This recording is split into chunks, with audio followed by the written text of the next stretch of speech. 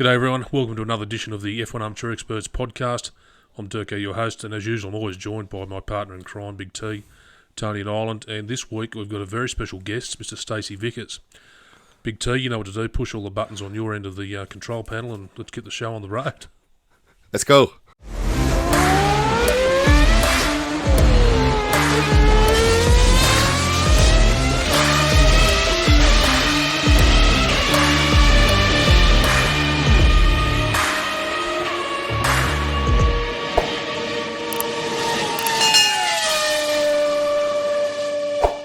So folks, this week we're very lucky to be joined by Mr. Stacy Vickers, a person who was referred to me by Chris Copsiaftis. I'm glad I can still pronounce his surname after these years all correctly. He's commonly known as Copsy, and Copsy put me onto you, Stacey, to come on the show as a guest tonight from you're in Sydney, I guess. So Stacey, you're a bit of a wheelman. You've pushed the pedals before yourself over in the UK, racing in various series. Do you want to tell the listeners out there a bit about yourself and your background with motorsport? Yeah, sure. I mean, I've raced in the UK and Europe for about 20 years, all told, and always in touring cars, things with a roof on, and given my my girth, always with things with you can measure horsepower in hundreds. So I've never been a Formula driver. I've driven one single seater, but my Formula One experience is pretty limited on account of not being able to get in the cars. So what's the one funny story you mentioned to us before we started recording? Well, I did sit in Michael Schumacher's 1994 Benetton and expertly slid into the seat, and then discovered to my horror that the steering wheel didn't detach. I couldn't get back out again. So it was a less than dignified exit, not quite as cool as I was hoping. More of a recovery than a rescue effort rather than the planned departure from the car. Margarine and tyre levers, yeah. Can I ask a question there to you, Stacey? What was your best ever finish in touring cars? I ran. We won four championships and Wow. a lot of races. So we were pretty fortunate. I think we did. We had some good times. Wow. Well, it's good to have somebody of your pedigree on the show, Stacey, so welcome to the podcast. I want to get the agenda underway. First of all, I just want to quickly cover off with this. I know it's been discussed and thrashed out for weeks in the group, but obviously with the Russian Grand Prix being shit-canned until further notice, effectively, and the contract torn up, what do you guys think will be the replacement? I'm going to draw a long bow here and say potentially Portimao because all the infrastructure's there. They've got to back the transporters up, but what do you guys think could be the replacement? I'll let Stacey go first. Well, I think it's got to sit between Italy and Singapore if it's a date change, and I think with Zhu at Alfa Romeo is a great opportunity to do a deal with China and open that market. I think it'll create a lot of interest there, and I'm hoping that's what they'll do.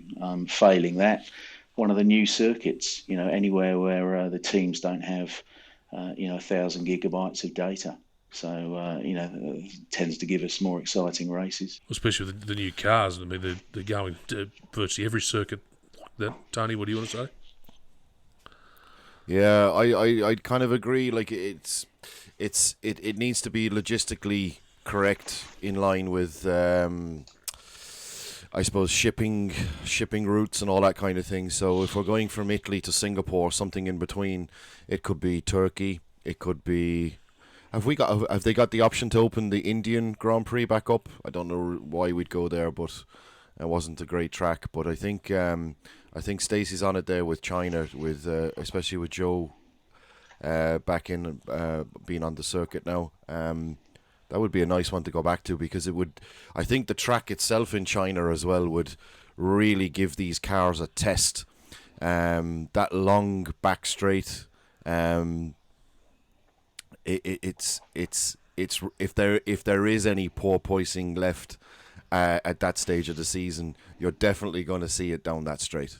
So I think China would be a great one. I really hope they take that direction. You can certainly say Valencia's off the list of circuits they're going to go back to, because it's just been completely dilapidated over the years and there's been no work done to it. So Valencia won't be. I mean, the other thing is, they could just stick with the 22 races and just leave a gap there for, not replace it with anything at all. We'll just have to wait too much money involved. You don't agree, Tone? There's too much money involved. Like, for them to drop a race will cost Formula One and their shareholders, huge money. I can't see that happening, and it's too much of a gap as well. I think it's like 3 or 4 weeks between Italy and Singapore. I don't know the exact dates, but I think it's like the 9th of September and the 30th of September, something like that. So I don't think they can afford to. I think they just need to pick up all the freight after Italy, or what they could end up doing is doing maybe a second. That's Monza they're at, yeah. I'll have to pull it up here. I think it's Monza, isn't it? Yeah, they could potentially go to Imola straight after it. Oh no, they're already in Imola, aren't they? I doubt they do two at Imola. Yeah, going back to Imola that late in the year, I don't know. It's kind of a tricky one, yeah. I wouldn't mind 2 races in Monza either, McLaren had a really good result there last year, so I'll, me being a McLaren fan, I'll see if we can pull off another 1-2, 2 weeks in a row maybe this year. All right, as we move on to the drivers and teams for this year, I'll ask you, Stacey, who's your team and driver in current F1 or previous that you've always backed? Do I think we'll do well this year, or the one that I'm backing? Because I'm a Fernando. Yeah, well, I'm a Fernando Alonso fan. I think he's a class act, and I'm Tony loves Nando. Yeah. I am your polar opposite.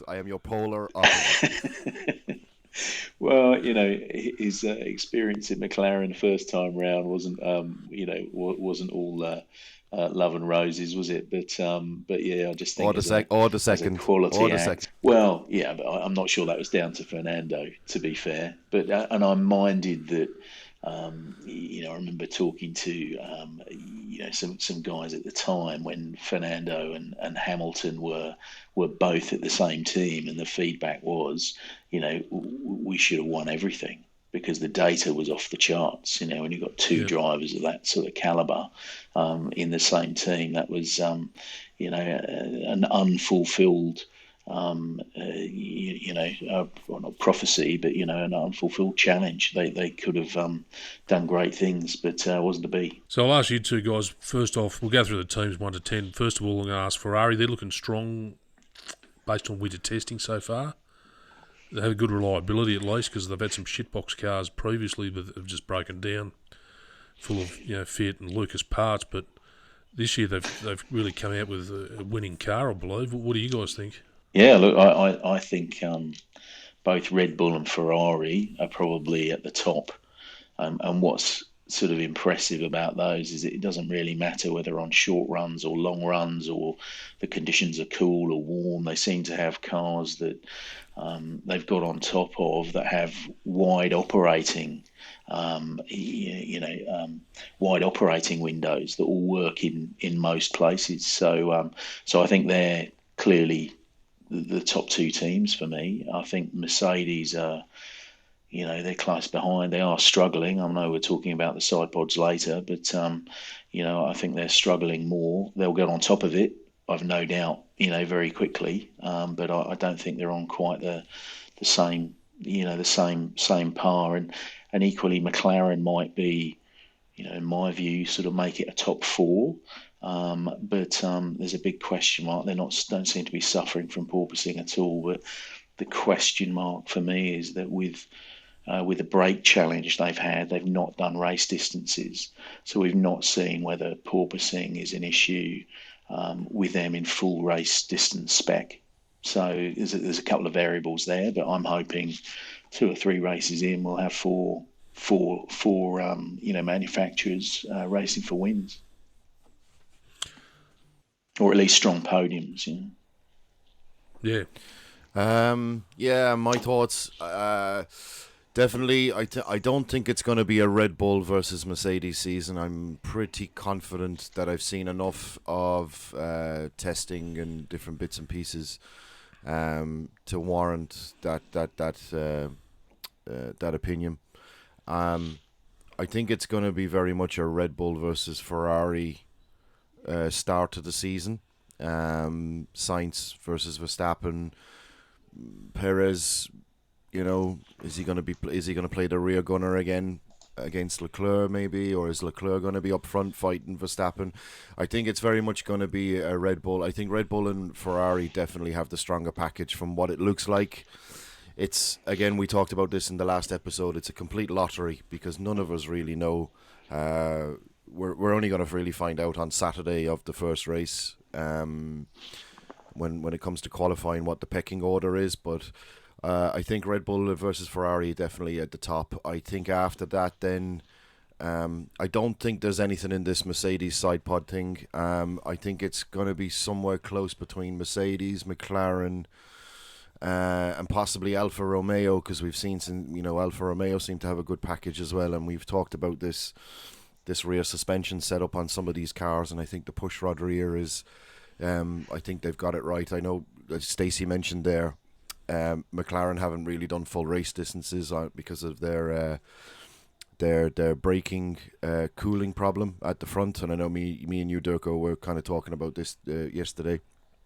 Bottas had come out and said that the problem with these cars and trying to get on top of these issues is, and we're going to talk about it in more detail later, but braking into the corners seem to be a huge issue. It's getting the balance right between the high speed straights and braking into the corners. So maybe Stacey might be able to enlighten us a bit more later on when we talk about that. But yeah, I think the pecking order, it's definitely Mercedes, McLaren, Alfa Romeo, somewhere after that, and then I think you've got kind of like this midfield. I don't think after all the hype of Aston Martin at the start of the after the car launch, I haven't really seen anything amazing from Aston Martin. The Alpine doesn't seem to be, although they've done some really long race runs. I think the Alpine looks okay. The AlphaTauri is okay. The Haas, surprisingly, I don't think is going to be a back market team. It's going to be somewhere between. It could vary. I know we saw Mick Schumacher yesterday. I think it was P2 in the timesheets, but again, we don't know what fuel levels anybody's running. But it was pretty impressive. I mean, everybody's been saying it since launch that the Haas looks like a good package, and we know that they sacrificed all their development last year in order to focus on this year's car, and I think it's paid off for them. And unfortunately, after me being a McLaren fan, I'm very close to Williams. I like Williams, and I think Williams has now become the test mule for Mercedes in some kind of hidden roundabout cloak and dagger kind of way, but it doesn't look that impressive out on track. I think Williams could be the back marker again. I think if we were to discuss has George Russell made the right choice, then I think definitely he's gone from the back to the front. Well, maybe not the right at the front, but so that'd be my pecking order. So like kind of Red Bull, Ferrari, the kind of Mercedes, McLaren, Alfa Romeo.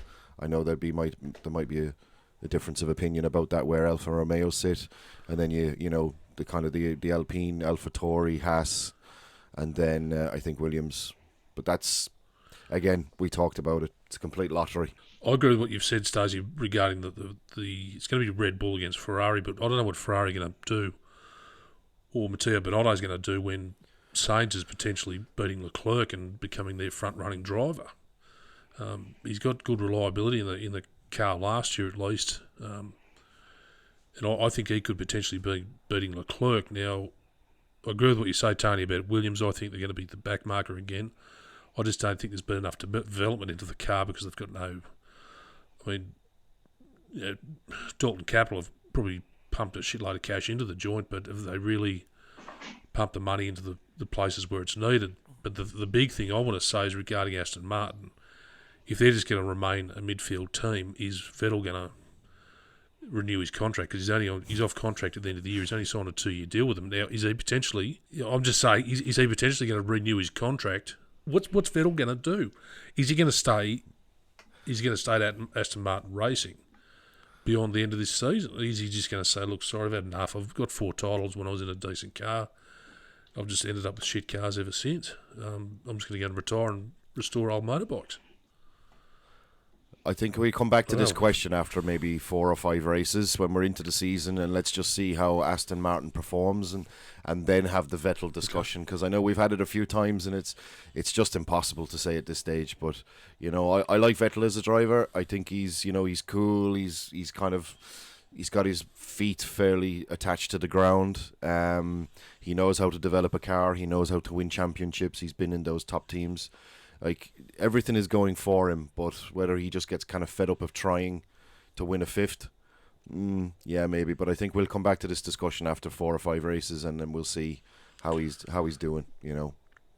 So, Stacey, I cut you off before. You were going to say something before I really cut you off. No, you're right. I was really going to agree mostly with Tony, with one exception, and that was that while the midfield is below where we think McLaren would be, is very, very tight. I think there's a clear next team, which is Fernando Alonso at Alpine, which we can all agree that Fernando is a class act. But beneath that, yeah, it's really hard to call, and Williams disappointingly at the back. So you're going with wooden spooners as being Williams again? I think so. Sadly, yeah. I was watching the feed, and it didn't look very comfortable. But then you got to look at the Haas team. I mean, for what was just an absolute season to forget for them with Mazepin as one of their drivers. I mean, we've discussed Mazepin till the cows come home before in previous times. But looking at the team on the whole, obviously they've turned up to this pre-season test and turned in some decent times. I mean, it may be all smoke and mirrors, but have they potentially redeveloped the car to bring it back to at least a decent midfield team? Yeah, I think they've made a lot of progress. But remember, they did no development on the previous car for an entire year. So that they are ahead of the curve.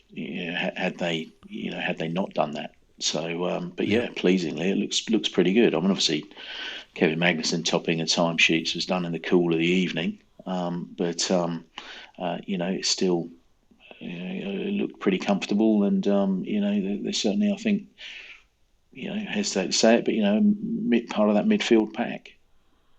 Yep, interesting. And I think Fingers crossed.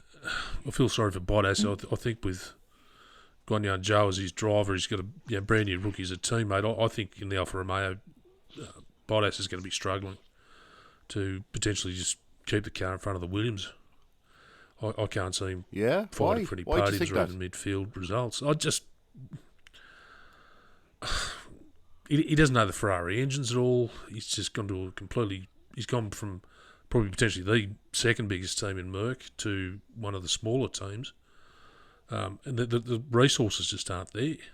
I just think they haven't really built the car around him, because it was a sort of a late call, sort of mid-season, that he was going to get the punt from Merck to put George Russell in the seat. So it potentially could be just this season he develops the car and gets used to it and gets it ready for the 23 season, and he might just absolutely light the thing up then. But I think it's going to take him 12 months to get used to the whole,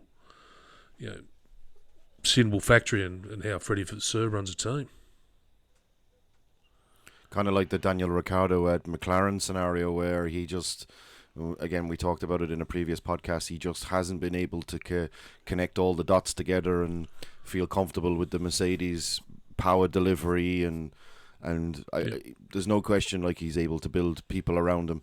That's one thing that I think with Bottas as well. I mean, he did well at Williams, obviously, to get him. He did good enough to get him to drive in Mercedes. He's never really been lightning quick in Mercedes.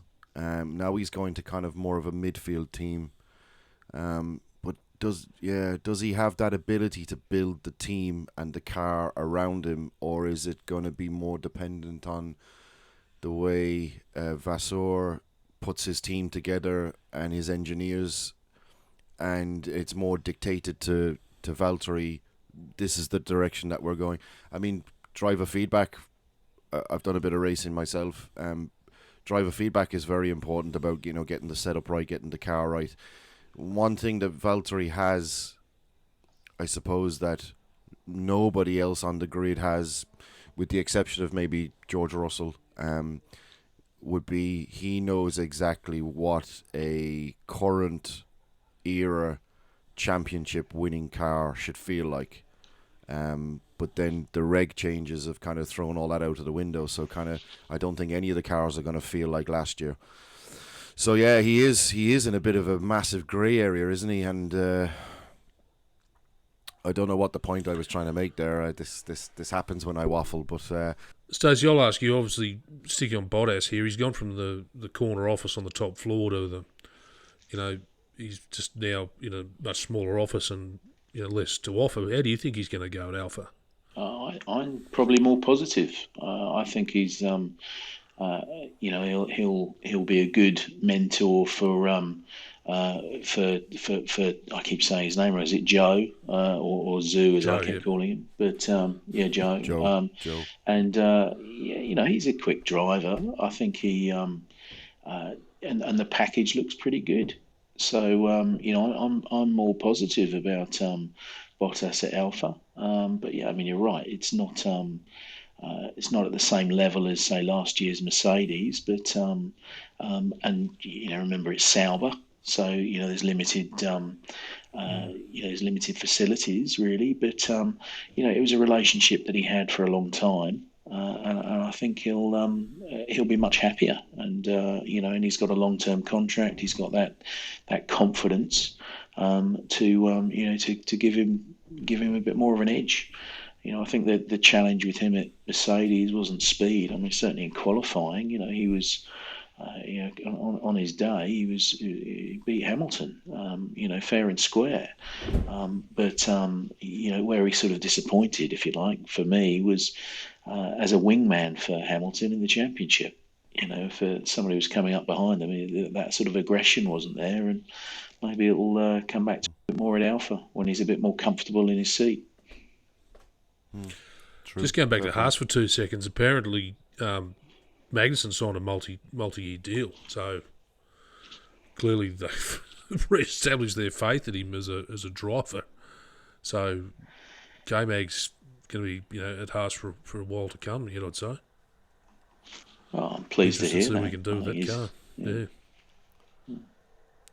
Can I just interject there? I think it's important as well for Mick as well to have a driver that he can really lean on for experience. At the end of the day, it's very much a Ferrari driver academy type, with the engine deal and everything between Haas and Ferrari.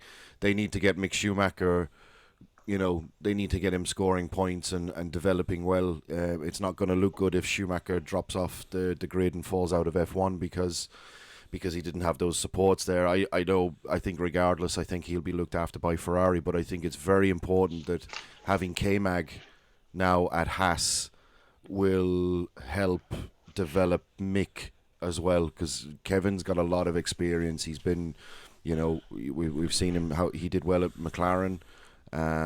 He was liked there. He's had a lot of experience developing this Haas car over the last few years. He brings a lot to the team, and I think a multi-year deal for Haas, I think it's a very sensible approach, and I think Mick is definitely going to benefit from it as well. And consistency in feedback for the team. So, they've been working with him for a lot of time, for many years. They're gonna be speaking the same language again in terms of how to work with him, and I think for us as fans, it's always quietly interesting to see how Mick Schumacher stacks up against a known quantity. Totally agree. Moving on to obviously the hot topic during the testing was a lot of the cars were suffering from porpoising or porpoising or whatever you want to say. What Tony's doing there, jumping up and down his chair. Obviously, it's a side effect of these new aero packages and the Venturi tunnel and so forth. I mean, the teams are trying their best to come out of it. I think the scariest video was watching Gasly in the AT going down that straight, just going bob, bob, bob, bob, bob, bob, bob, and I thought That was my Gasly impression. How are they That gonna was my Gasly impression. But how are these guys going to do a full race distance with that going on? I mean, it's going to have to be sorted out somehow. Well, I was going to say that the scary time would be when it starts to happen in a corner, in a high speed corner. That's when it's really alarming. But you're right, it doesn't appear to be sustainable from what I saw. Doing 70 laps, bouncing your head up and down. I don't think that's viable. But it's easy enough to fix. You just raise the rear ride height or raise the ride height. The question is, the teams just need to get on top of, tweaking the car to eliminate it or minimise it. And I think some of them are going to be better at doing that than others, and that's going to be a function of their aero design. Some of them, like McLaren, haven't suffered. It appears to be that they're trying to seal the underfloor with aero, so you have more of a progressive brake, whereas Mercedes just seems to be stiffer and stiffer and stiffer, where you have a mechanical mechanism to stop it, then it's essentially an on-off switch. So that makes it worse. So it'd be interesting to see how they do it, but I think all of the teams have shown progress. The question is how much performance goes off, in achieving that progress. I think an important point to make as well, and again, I picked up this. Myself and Durko were talking about this yesterday. There is going to be a vast difference, I would imagine, between Saturdays and Sundays. So on low fuel, on a Saturday for qualifying, the ride height is quite high. And the problem seems to be when they're braking and that height, changes at the rear of the car.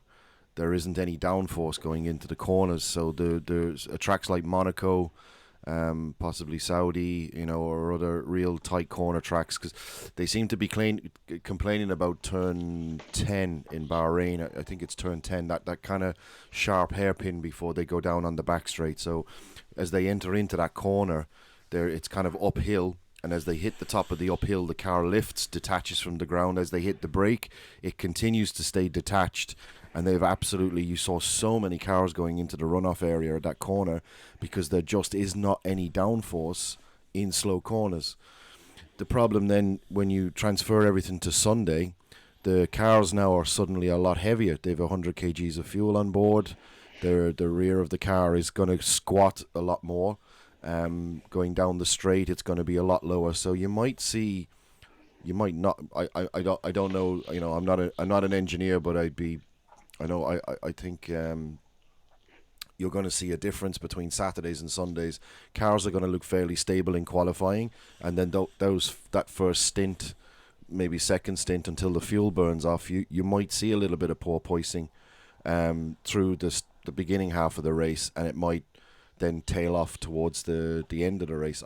I don't know how close I am on that theory. That's me and my tinfoil hat on again, but I'm just thinking of it logically and comparing what I've been hearing from the feedback from different drivers, and I think this is what potentially could be a problem, is that drivers are just going to have to live with the porpoising, if any. I don't know how minimum, maybe just finding the sweet spot during the first half of the race, living with it with the first half of the race, and as the race goes on, and the fuel burns off, it will get progressively easier. So basically you start the race with the headache, and it'll eventually go towards the finish flag. I just want to make 2 points about it. I've been showing the data of the fastest speed through the corners around the Bahrain circuit during the testing. Now, the fastest corner through a speed through a corner that was able to be reached by Latifi was through turn 10. That was his effectively fastest corner compared to most of the other drivers. So whether Williams turned up with a completely wrong setup or what, or their porpoising is so bad that it's really affecting the car. The second thing I want to say is obviously something you brought up with me, Tony, the phone call a few weeks ago was regarding the McLaren and their reverse suspension setup, because clearly it's working for them in dampening out this effect, because they are just going dead flat at speed. Clearly, they might be sandbagging, to use that term that everyone seems to throw, especially at Merc, but I think McLaren's reverse suspension system may be the way to go. What does Stacy think on when it comes to rear suspension setup and the differences? Is it you've seen some teams go pull rod, push rod rear, pull rod front, push rod front, pull rod. Like what in your opinion, what is the best setup that you've seen in terms of suspension? Look, my personal view is that I don't think it'll make a lot of difference, and the reason for that is that push rod or pull rod, to my understanding, is largely a packaging question. You would have to go one or the other depending on your broader strategy and philosophy on aero, and the bodywork, and how all those things interplay, and the different behaviours of push rod or pull rod. Well, you could make either do it, but you just modify it to get the behaviours that you want. You could get the same behaviours out of either. But primarily it's a packaging decision, not a fundamental, mechanical grip decision. To my understanding. So I'm sort of less focused on it. I think the bigger variable would be around, which overall package works. And by overall package, I mean, the aerodynamic, the drag, the downforce, maintaining that, stopping the air separating from the upper part of the diffuser, which is what's causing this porpoising. And I'm not sure pull or push rod's going to make much difference to that, given my understanding of how they work. I may be wrong, but that's my view. Interesting thoughts. I think. I was just going to add to this that the other variable to Tony's thing is real life. I think you're right. The changing fuel loads and all that would change the behaviours, but equally, just different circuits, different scenarios, crosswinds, all that sort of stuff. Because it was, that whole correlation discussion was once sort of explained to me by Mike Gascoigne, who said, CFD, they have huge computing power, fired at CFD, but CFD, wasn't that good at handling low ride heights, massive downforce, and large rotating objects in the airflow. So, wheels, essentially a Formula One car, which is why you have these correlation gaps between the CFD and the wind tunnel. And equally, I think what we're seeing with this porpoising is a correlation issue between the wind tunnel and real life. In the wind tunnel, you don't start moving the floor around. You don't start putting crosswinds in. They can't mimic real life, and that's why, despite having tested this to death and analysed this to death, with all the facilities that they have, when you actually come to the real world and you run it in a test, you see them bouncing up and down the straights. One thing I've thought is, though, would we see so much of it if they had stuck with the smaller wheel size, the 13-inch, rather than going to what they've gone to now? Because of the thickness of the tyre, there's a lot more allowance there for absorption other than suspension. Would it have cancelled it out? Because now they've got such a small tyre wall that literally makes it a much harder ride. Is that going to affect it as well? I think it would have been worse if they'd stuck with the older tire and you had the bigger flex in the tire wall. Then basically, the way to fix the porpoising pretty much is to stiffen the rear end up so that it doesn't move around as much. Sticking with the older tire, I think you would have seen it would have been an additional problem. What Ross Brawn and Pat Simmons they've thought about this. This is why they've gone to the stiffer tire. They've gone to stiffer suspension setups, because all that combined is what you need for ground force or ground effect. Well, that's my understanding. I don't think.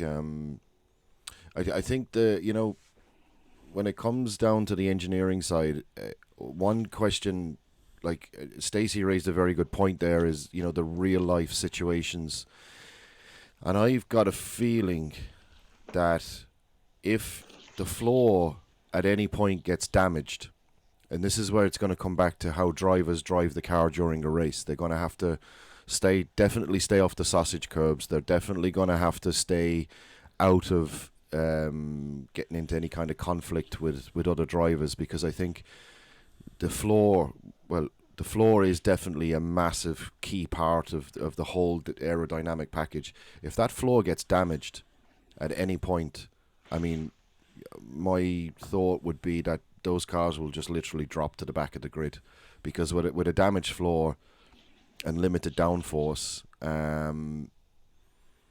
it's really going to make the car undrivable. They're kind of tricky to drive as they are, and I think if you've got an offloading of aero on one side of the car versus the other, it's going to make driving an absolute nightmare. All right, we'll move on to the next topic. Rob Squires, one of the members, has written in with a question. Merck's non-existent side pods, have they found something out that the others haven't? Now, I think it's a pretty radical design when you look at the side of the car, and it reminds me of the old Lambo. It's just literally almost a triangular shape in some way. What model? What year? What model? What year of Lambo does it remind you of, Durko? 1991. Thank you. Yes, I made a mistake. I don't make them often, but I did make one. So, getting back to the Merc, how are they really going to cool that car down in hotter circuits like, Bahrain, Singapore, Saudi Arabia? How are they going to cool the car down? Because they're really cutting back on the amount of air that they're jamming into it. Now, I know most of the air comes in off the air pod above the driver's head, but are they just really doing this for a dramatic aero effect, or are they going to come back potentially next weekend for the Bahrain race with the original car that they ran in Spain? Or what's your thoughts, Stacey? Look, I think it was an intentional piece, and I was reading some aero work earlier today, and it appears that obviously there's still flow through the radiators, but the objective of it was to create vortices that make the underbody generate more downforce. So that's essentially what they've done, is create vortices down the side of the car that will make the underfloor even more powerful. But the flip side to it is that it would make it more prone to porpoising. And so, the argument is that I'd come back to, the earlier point I made about, CFD and wind tunnel to real life. It strikes me as the sort of thing that, on a flat plane in a wind tunnel gave them, loads of extra points of downforce, and therefore they've started to manufacture it and bring it here. But in the real world, it's causing them an issue, and the question is going to be how much of that do they then have to unwind? I think they have found something. I think they've done a very good job at creating that extra downforce. The problem is they can't access it. So I wonder about the interesting measure will be how fast is that car after they fixed the porpoising and got it working again. My opinion on the Mercedes side pod, I've got mixed feelings about it. I think In what way? Because the way it looks, or the effect of it? It's I suppose the effect of it hasn't really paid off. I mean, if the intention was to create extra vortices and extra downforce, but it's actually what it's actually done is created more porpoising, and then that's a bit of a like Stacy said about the CFD, the correlation hasn't really come together on track. I commend Mercedes or any team for that matter that comes with radical designs and have been able to look at the regulations and find loopholes, or really kind of push the boundary of what they can do within a given box, within given measurements. I mean, if you look at the difference between the Red Bull side pod and the Mercedes, you'd kind of be saying that Adrian Newey's got it right, and James Allison and his lads have got it wrong. We haven't seen anything amazing from the Mercedes unless they're sandbagging, which I don't think they are.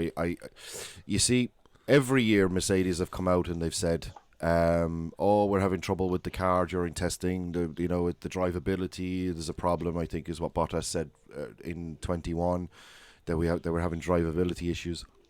And then all of a sudden, bang, they hit the first race, couple of races in, and they were competitive, they were at the front. And then we realised, Mercedes was sandbagging. I think this year is different. I've got a feeling, going by the body language of both drivers and team members, that there is a genuine problem with that Mercedes. They've done a great job in packaging their cooling up a lot tighter to the body, getting their side pods in, reducing drag, but it hasn't set off any fireworks for me in terms of, okay, that's impressive. It seems to have caused more problems than it solves. So, like, going back to the pecking order that we were trying to predict earlier, I don't think Mercedes have got this right. I don't see there being a massive difference between themselves and other teams around them. Whether it's just Ferrari just in front, or McLaren just behind, or McLaren just in front, or wherever they sit in the pecking order. I don't think it's going to make a massive. It's not going to push them to the back of the grid. But it's no magic wand. It's not the magic beans that I think they were hoping for. It really hasn't delivered. But again, this is only testing. Yes, they could, like you said, Durko, in Bahrain first race, they'll just arrive with the old side pod setup, or something completely different again, maybe a hybrid of the new side pod that we saw in Bahrain in the last week, and a combination of that and what they had in Barcelona, maybe a kind of an in-between version. Who knows? I mean, I start to think, is it a case of Merck just turning up and saying, look, this is what we can do, because, Christian Horner's come out and said, it's completely illegal, it's not within the regulations, it's not within the fairness of the sport, this design is completely radical. It's like when they turned up with six-wheel Tyrrell and the six-wheel Williams. You just can't race this sort of car. But Christian Horner, as I said, he reckons it's not right. But obviously Joe Bauer, the paddock policeman, he's not there this week because in testing you can do whatever you want. So it'll be just interesting to see what happens next weekend, which car they actually pull the covers off and wheel out to race for Lewis and George. So I was going to say, although Christian Horner had... I think the great news about the Mercedes side pod is it essentially lured Christian Horner into being caught back channeling. So he was trying to speak off the record to a journalist at Motor and Sport, a German magazine, trying to leak out that the Mercedes side pods were illegal. And then I think more recently today has formally wound that back and confirmed that it is fully legal. So so I think the great news is it's exposed another sort of Christian Horner special, really. I think personally Christian Horner and Marco are the motorsport equivalent of internet trolls, aren't they?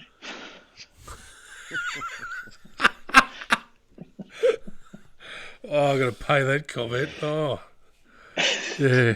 Oh, yeah, I've got to pay that comment. I mean, I'm no fan of Helmut Marko. I still wonder what he does there all the time, but, he's there as an advisor, but, I mean, seriously, yeah, I don't know what he's bringing to the team. Yeah. I was going to say, the strange thing about Red Bull is that more than any other team, publicity and PR is in their DNA. That's what they are as a publicity team for Red Bull. Yeah. And yet they always seem to have an eggy smell about them. Yeah, good point. But it was one of the drivers this week made some, funny comment about, oh, I'm not just driving for some soft drink manufacturer, I'm actually racing for a Formula One team. I mean, it keeps coming back to as you said, this is the marketing ploy and they're great sell racers. Energy. Yeah, they are great. Yeah. They've got a load of very good people. They've got Adrian Newey. They should be a class act. It's just that they keep sounding out the bum notes on the guitar. Imagine what Haas could do if they could grab Adrian Newey and say to him, mate, here's a clean piece of paper to design a car for us. But I reckon Lawrence Stroll would be the bloke who would want to grab Adrian Newey. Yeah, but let's put Adrian Newey into perspective as well. I mean, he could design a good car, but it's taken him how many years to beat Mercedes? So let's keep that fresh in our minds as well. That he's a great engineer. He's limited to what he can do, like any other designer. Largely, Adrian is more to do with aero, drivability, driver feedback, building the car around him, that kind of thing. He's nothing to do really with engines and power units and hybrids and all that kind of thing. So that's just not his area of expertise. So it's taken him 7 or 8 seasons to get on top of Mercedes, and only by the skin of their teeth, I might add. Adrian going to Haas. Hypothetically. It would never happen anyway. Yeah, it would never happen. But I think, going back to the Red Bull point, I am a big fan of, I'll rephrase that. I admire the way Horner manages the team, and the way he's built it from what? The way he's built the team up over the last, decade and a half, longer. The respect that he has from within the team. Yeah, it's a PR machine, absolutely. I watched the first 4 or 5 episodes of Drive to Survive there last night, and you can definitely see the passion that he has just to beat Mercedes, just to be number one, just to be and that's what you want. It's people like that. It's people like Horner and Toto that you need in a sport like this. The two Goliaths going head to head, two cracking drivers, two great designers. Like that, I wouldn't always buy into the PR. I know I read a little bit like what Stacy referred to there. Horner had made a comment and then he was backtracking. It was kind of off the record. It was on the record, and I don't think the point here is we're talking about Mercedes sidepods. I don't think they've done anything illegal. There is, I think, a protest been launched by Ferrari regarding the wing mirrors. Is it wing mirrors? Side mirrors? I don't know how. On how they've been mounted, because I think Ferrari had something like that in their design last year or the year before, and it was banned. And Mercedes have gone down the same road. So I do believe there is a protest there from from Ferrari about Mercedes's wing mirrors. But all in all, I don't think Mercedes have done anything wrong. They've exploited the regulations. They've tried to find where they could try and gain time and get an advantage. Maybe it just hasn't paid off for them, So hats off to them, but We'll see in Bahrain. Before we wrap the show up, one last question. Jeff Kendal wrote in, and his question was, discuss some of the tracks that were used during the COVID pandemic. which is not on the normal schedule, do some merit inclusion in the future seasons. I'll go straight off the bat here. I just love the Portimao circuit. Some people just think it's rubbish. No, shouldn't go back there. But for me, I think Portimao should be a regular. I think F1's potentially outgrown Imola. It's just my thoughts on it. I don't think it's probably that well suited as good as what Monza is, just a one that should stay. But I'd love to see Portimao come back. But then, there's other older circuits like the Korean circuit. I didn't mind it for the ridiculously long straight for what it was. But I think Portimao's got to come back because I think it's a good, challenging circuit for the drivers. Stacey, what's your thoughts? I think I'd second you with Portimao. I thought it was a really interesting addition, but in general, I think what's really interesting is when we go to new places. If we go to the same old places year in, year out, interest wanes. So, I'd be quite happy seeing a number of core grandee circuits, if you like. The Monacos, the Silverstones, the Monzas, and then seeing a lot of new stuff. And I think we get better races, as I mentioned before. The teams have done a million laps at Barcelona. We never get an interesting race at Barcelona. So I think new circuits are good for us because they generate a level of just fresh interest, but also they're good for the racing by and large. So you think races like potentially Silverstone, Monaco, Catalonia circuit, they could be shelved for a season at least?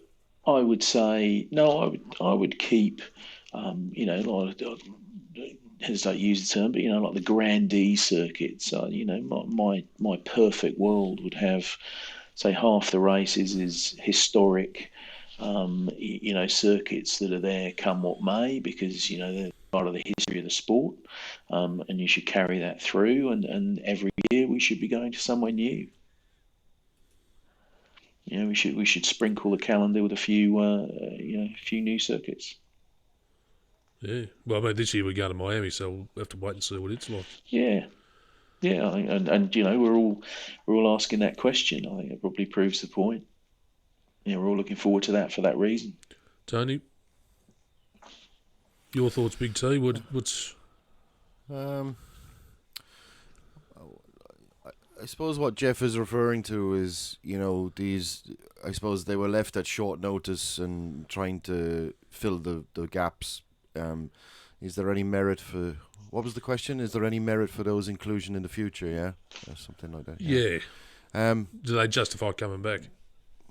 Would you go? Do you remember was it last year they did Bahrain, but they shortened the circuit. They took out the middle sector, and they made it kind of almost like an IndyCar type circle. Yeah. That was last year, wasn't it? Yeah, that was at Bahrain. Yeah. Yeah. I mean, did we? That was an okay race, wasn't it? My memory is sketchy. We went to Qatar as well. The Qatar race was a complete unknown. They pulled that out of the last minute. Yeah, if you look like tracks like Qatar, that new Bahrain setup, that kind of version 2, if you want to call it. We were back in Hungary as well, weren't we? We had a great race in Hungary, which hadn't been on the calendar, and it's I'd like to see Hungary back. I've always enjoyed racing Hungary on on the console, on the Formula 1 game. I always loved that track. I think they merit inclusion in the future, but like Stacey made the point there, going to new tracks, as long as they're not going to be all Herman Tilke street circuits. But we're back in we're actually going to Miami for the first time this year. Are we in Vietnam this year? Hanoi? No. No, we're not going there. Probably won't ever get there. No, we won't ever get there. No. So Saudi Arabia, I think is it's a good track. albeit a lot of safety cars and controversy. You know, I mean, a track like Saudi Arabia, I think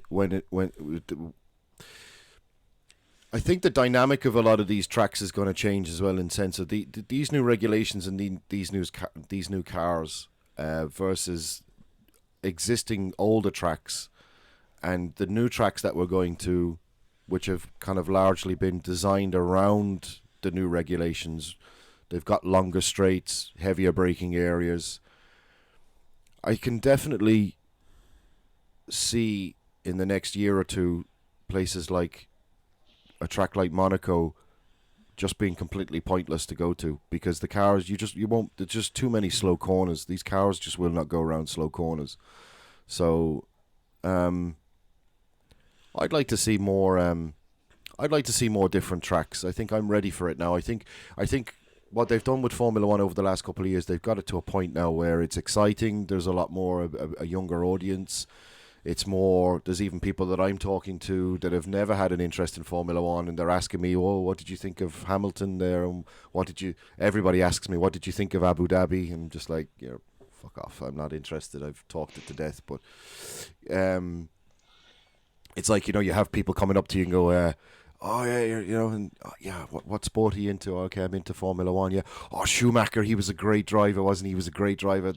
It's all that people have in their heads, and I'm completely sidetracking now. But I think it goes the same for the tracks as well. I think we need a complete shake-up now, and we need some new tracks.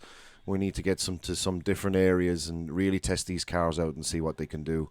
And I think there's going to have to be possibly forcible changes within the tracks.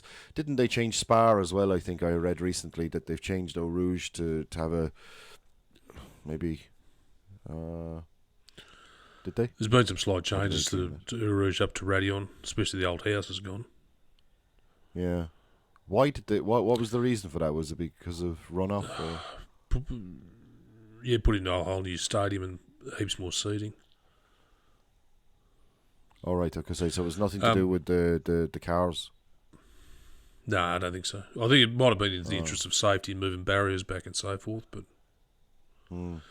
Stacey, one thing I wanted to ask you before we wrap the show up, going back to that Sakir race, remember they had the short lap and it was like a sub 1 minute lap time.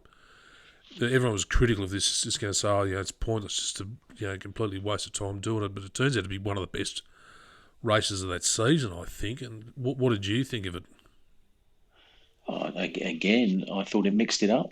I was very pro. Yeah. I think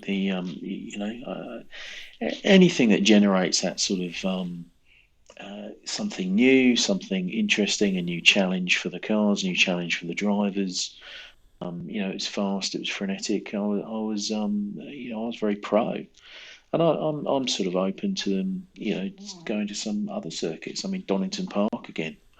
I'll be happy with them it'd be great to see them going around Donington Park again. I think there's an opportunity to, to open up even more doors of new circuits. I hope they still do, maybe for, more positive reasons than COVID. But, as a principle, I thought we ended up with a, pretty good, varied, exciting calendar. I was up for shortening the laps. I was new configurations. I'm very, very pro that sort of stuff. All right, T, any final comments on Jeff's question before I wrap the show up? No, I think this was a quite a free flowing podcast. I think this year's gonna be very interesting. I'm really, really looking forward to it. I love the design of the new cars. I'm excited about the new tracks that we're going to. I'm thrilled that that all the cars are not looking the same, that the engineers have all come up with different ways of doing the same thing and arriving in different places. That the pecking order, potentially, I think we are going to see a change of the guard at the top. Let's go racing, lads. Let's stop talking about it now. Let's just let's get into quali now and really sit down on the edge of our seats on a Sunday and be screaming at the TV. I want to get back to shouting at the TV. Can't wait. All right, so one thing I want to do just before I close the show, the podium for the Bahrain Grand Prix. Now, I'm going to go all out here. I'm going to go Leclerc, Verstappen, Sainz. Tony, what's your podium? Off the top of your head. Verstappen, Sainz, Norris. Wow. Stacey, your podium. Verstappen, Leclerc, Hamilton. Ooh, good mix. Still I thought you were going to say Alonso just wide Tony up, but you didn't. Yeah. It'll never happen. All right. Well, thank you very much, gentlemen. Thank you to Tony for all your work, and to Stacey, our guest tonight. Thanks very much for joining us, mates. We appreciate your input and your thoughts on the topics that we've discussed. So that's it for this edition of the F1 Armchair Experts podcast. We'll be back again probably after the Bahrain race to dismantle it and talk about everything that's happened. So until next time, I say again, thanks Big T, and to you, Stacey, thanks for your input. And until next time, folks, thanks for watching and listening. If you're driving around in the car, listening to us dribble on. Thanks, everyone. Bye-bye. See you guys.